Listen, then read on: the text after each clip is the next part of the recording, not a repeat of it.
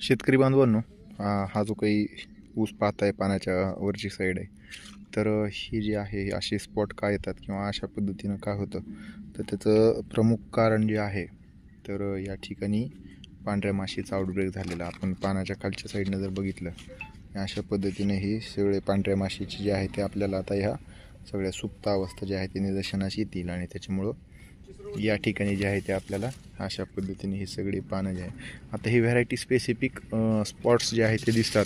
काही व्हरायटीमध्ये ते येतात, काही ठिकाणी येत नाही. जसं हे इथं आपण पाहतोय हे सगळे असे स्पॉट जर आले तर समजून घ्यायचे. मग आता हे ॲक्च्युअल 8632 सारखं ते दिसतोय, तर त्याच्यावर हा आउटब्रेक अशा पद्धतीनं आपल्याला दिसतोय.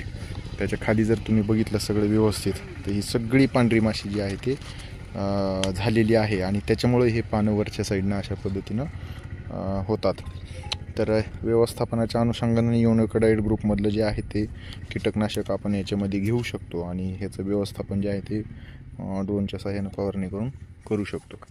सगळ्याच ठिकाणी हे असं जे आहे ते झालेलं आहे. हे सगळे लालसर पानं जे आहेत ते, हा पण प्रॉब्लेम जो आहे तो त्या पांढऱ्या माशीचाच आहे.